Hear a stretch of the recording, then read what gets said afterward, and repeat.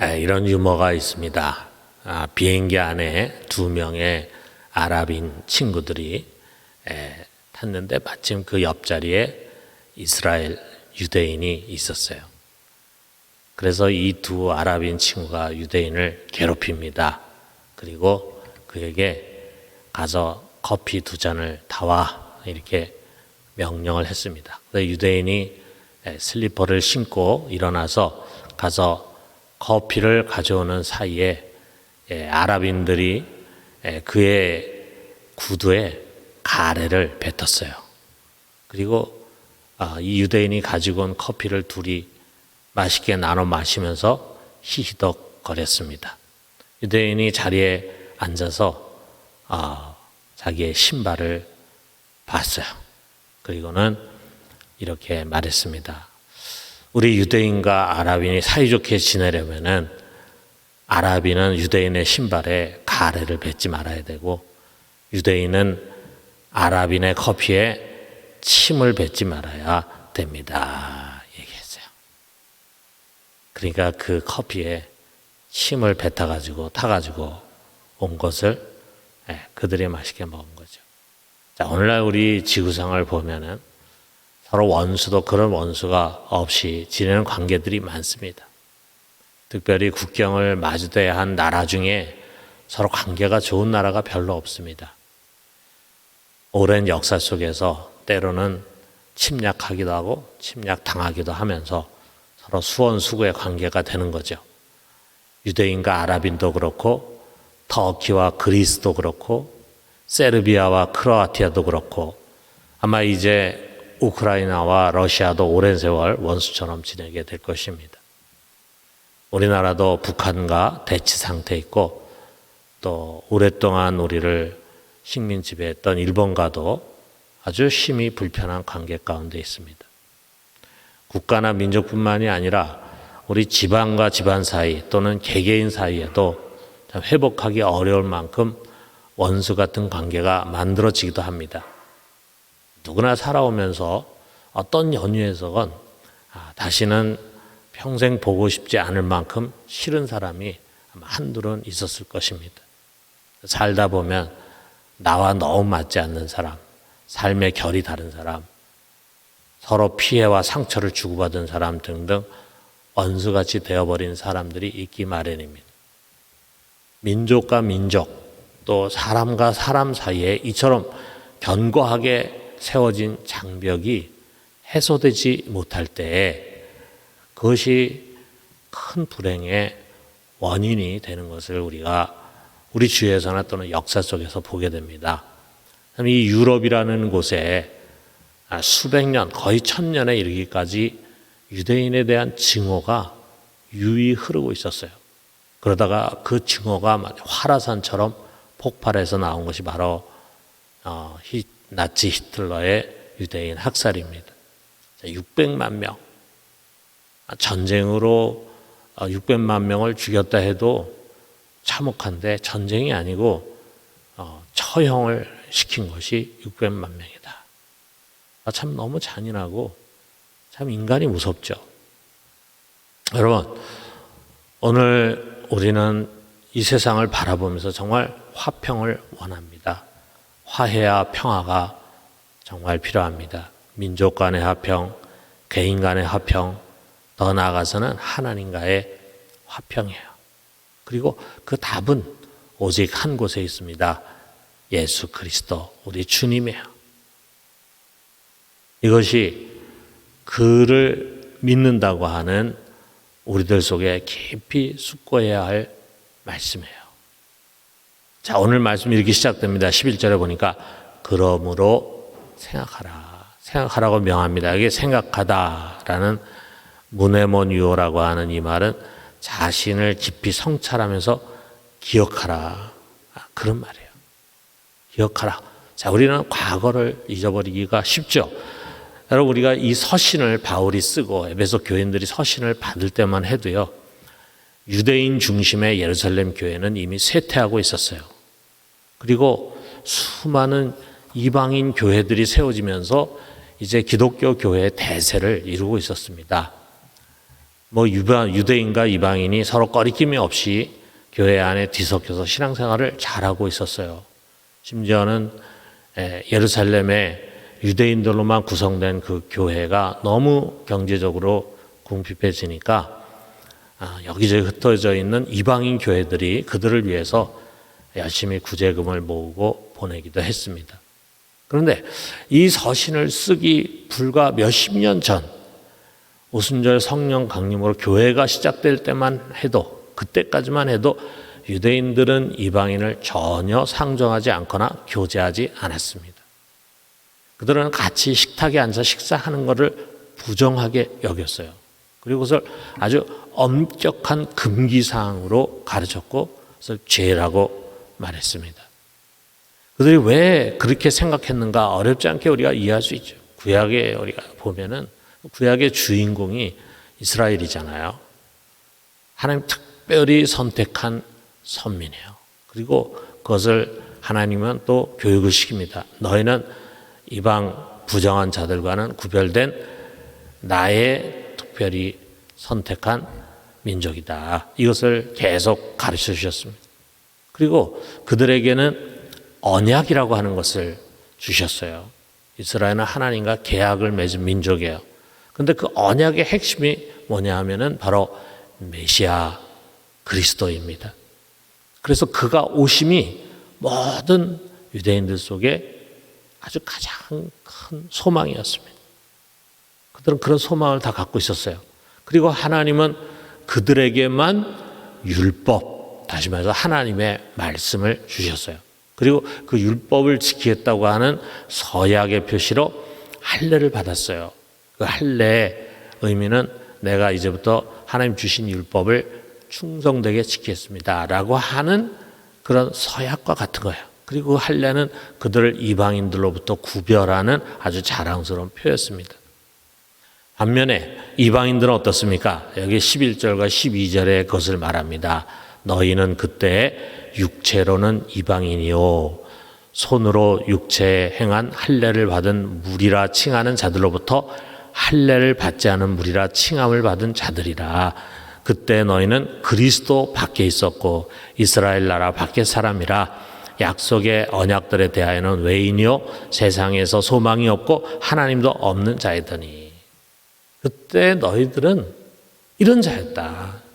여기에 하나님의 선민 유대인들이 갖고 있는 모든 것이 다 제외가 되어 있었어요. 그러므로 유대인들은요 아주 오랜 세월 동안 여기 이방인을 경멸하고 그리고 이방인을 아주 부정한 자로 여겼습니다. 심지어는 하나님께서는 이방인을 지옥불의 연료로 삼기 위해서 창조하셨다. 이렇게 가르치기도 했어요. 끔찍한 얘기죠. 이방인을 지옥불의 연료로 사용하기 위해서 만드셨다. 그랬다 이거죠. 이런 유대인의 지나친 선민 사상이 이방인들의 비웃음이 됐죠. 왜냐하면 유대인들이 항상 강대국이 아니었고 오히려 예수님 당시 이후에는 다 약소국이었다 보니까 그들을 지배하는 이방인들이 그들을 비웃었고 훗날에는 유럽 전체가 유대인을 증오하는 원인이 됐어요. 이런 생각 가지고 살아간 유대인은 너무 미워. 그런 증오심이 그들 속에 형성이 된 것입니다. 이런 유대인들의 이 독선적인 생각은요, 성령 충만한 사도들도 똑같았어요. 그들 중에 아무도 자신들이 경험한 이 구원과 성령의 은혜를 이방인에게 나눠야 된다. 이렇게 생각을 하지 못했습니다. 그래서 성령은 이것을 깨뜨리기 위해서 특별히 교회 그 당시에 사도의 머리가 되는 베드로를 불러가지고 그에게 3번이나 환상을 보여주잖아요. 보자기에 부정한 짐승들이 막 있는데 그것을 잡아먹으라. 그러니까 베드로가 나는 저런 부정한 것을 먹지 않습니다. 율법에서는 금한 거니까 뭐 그렇게 얘기했겠죠. 그랬더니 성령이 뭐라 하냐면 하나님 깨끗하게 한 것을 내가 부정하다 말하지 말라. 이렇게 이제 얘기해요. 이걸 3번이나 동일하게 보여준 다음에 이방인 고넬료가 보낸 사람을 따라서 가라 명하십니다. 그래서 고넬료 집에 가가지고 예수 그리스도에 대해서 그냥 이야기를 해주는데 갑자기 성령이 강력하게 그들 가운데 임했어요. 자, 그 모습 보면서 베드로는 하나님이 이방인들에게도 이 은혜를 베푸시는구나 해가지고 그들에게 세례를 주었습니다. 자, 초대교회 최고의 지도자였던 베드로까지 이런 모습을 하는 것을 보면은 유대인들이 갖고 있는 선민 사상이 얼마나 뼛속까지 깊이 박혀 있고 깨트리기 어려운 것이었는가를 우리가 알 수 있잖아요. 유대인과 이방인의 장벽이라고 하는 그것은요, 우리 역사 속에서 보면 백인과 흑인 사이의 장벽이 있고 자유민주주의와 공산주의의 장벽이 있고 북한과 남한의 장벽이 있고 이런 것들이 있지만 그건 다 저리 가라 할 정도로 아주 견고한 콘크리트 철벽이었습니다. 그런데 이 두텁고 견고한 장벽을 예수님이 단번에 부서뜨리셨어요. 그리고 이 둘을 하나로 만드셨습니다. 어떻게 하셨는가? 여기 13절에서 15절에 그것을 말씀합니다. 이제는 전에 멀리 있던 너희가 그리스도 예수 안에서 그리스도의 피로 가까워졌느니라.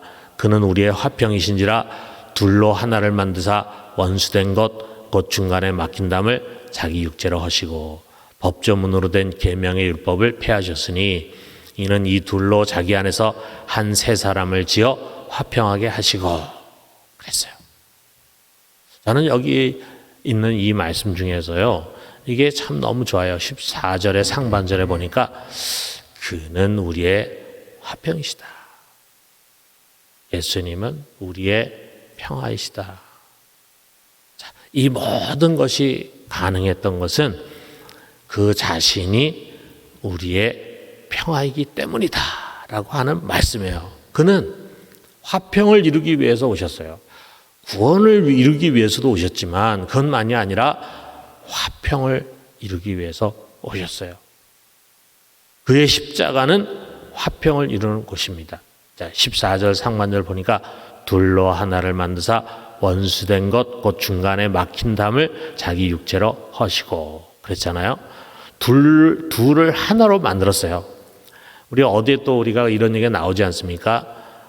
너 이제 둘이 아니요 하나다. 어디에 나옵니까? 신랑 신부 결혼할 때 나오잖아요. 예수님이 아담과 하와를 만들어서 이제는 둘이 아니요 하나다. 한 몸이 될지라 그러잖아요. 서로 사랑하는 신랑 신부를 하나로 만드는 그런 거 아닙니다. 유대인과 이방인이에요. 절대로 하나가 될 수 없는 사람. 오랜 세월 서로 원수로 등지고 왔던 사람들, 그들을 하나로 만드셨어요. 어떻게 만들었습니까? 그들 사이에 있는 이 견고한 콘크리트 같은 장벽, 이 담, 그것을 또 여기 뭐라 그러냐면 원수된 것. 서로 원수가 됐어. 그 원수된 것을 허무셨어요. 어떻게 허무셨습니까? 자기의 육체로 허물었다 그랬어요. 자기 육체로, 그 육체에 흘리신 피로, 그 육체가 매달린 십자가로 허무셨어요. 서로 원수가 된 두 사람을 이렇게 같이 불러가지고 한 테이블에 앉아가지고 서로 잘 타이르고 그리고 설득하고 그래서 화해가 되게 하고 하나가 되게 한 것이 아닙니다. 둘 사이를 오가면서 오해를 풀어주고 양쪽에 선물을 좀 줘가면서 마음을 달래가지고 너희들이 그렇게 살면 안 되잖아. 같이 화해해 해가지고 화해를 이룬 것이 아닙니다. 자신이 그 화평을 위해서 자기의 몸을 들이셨어요. 피를 흘리셨어요. 고난을 당하고 수치와 모멸을 당하고 희생을 당하셨어요. 이것이 화해자의 길입니다. 오늘은 우리가 여기에 이 말씀들을 자세히 보기보다는 우리가 이 말씀에서 굵직한 것을 생각하면서 두 가지를 적용해 봐요. 자, 우리가 화평으로 오신 평화이신 예수님을 진정 나의 주님으로 모시고 그분의 뒤를 쫓는 제자의 삶을 살기를 원한다면은 우리가 두 가지를 행해야 합니다. 첫째로는 모든 사람과 더불어 화평하자. 모든 사람과 더불어 화평하자. 그렇게 되길 위해 노력하자. 여러분, 어렵지요. 가정에서나 직장에서나 또는 교회에서나 어렵죠. 때로는 정말 이것이 제일 어렵다는 생각을 가질 때가 있어요. 십자가를 지는 일이죠. 그러나 화평의 주님은 그것을 원하십니다. 이것만큼은 우리가 명심해요. 어렵고 때로는 싫어. 그렇지만 내가 섬기고 있는 화평의 주님은 그것을 원해요. 그리고 우리가 그렇게 하려고 할 때 그분은 기꺼이 도와주십니다. 그것을 위해서 오셨기 때문에. 여러분, 마음에 원한이 있는 사람이 있거든 그와의 사이에 견고한 담이 쌓여져 있다고 느끼거든 우리가 오늘 그것을 놓고 기도합시다. 하나님께서 이것을 치유해 주시고 그리고 이 담을 무너뜨려서 우리 사이에 다시금 화평이 회복되게 해달라고 기도합시다. 자, 두 번째로는요, 우리가 그리스도를 닮아 화평을 이루는 자가 되자. 우리 예수님께서 팔복 중에 하나 주신 말씀 있잖아요. 마태복음 5장 9절에 보니까 화평하게 하는 자는 복이 있나니 그들이 하나님의 아들이라 일컬음을 받을 것이며. 화평하게 하는 자, 피스메이커, 평화를 만들어가는 자. 주님은 우리가 그런 사람으로 세상을 살기를 원합니다. 가정에서도 평화를 만들어주고 불화하는 가족들 사이에 화목해 해주는 일을 하고, 그리고 우리 직장에서도 불편한 분위기가 있는데 그것을 잘 서로 따뜻한 분위기로 만들려고 노력하고, 우리 사회도 서로 진영 논리에 빠져가지고 싸움박질하고 있는데 그 사이에서 화해를 이루려고 노력하고, 무엇보다도 교회에서 역시 마찬가지로 그러한 화해자들이 얼마나 중요한지 모릅니다. 그런데 그 일이 쉬운 일이 아니잖아요. 여러분, 우리 주님께서 화평의 주가 되기 위해서 어떻게 하셨는지 오늘 말씀 우리가 가르쳐 주시잖아요. 쉬운 일이 아니죠. 우리가 이것을 기억합시다. 수고와 희생이 없이는 피스메이커가 될 수가 없습니다. 사랑하는 성도 여러분, 우리도 기꺼이 주님께서 이미 지고 가신 그 십자가를 지고 화평의 주님의 뒤를 쫓아갈 수 있게 되기를 주님의 이름으로 축원합니다.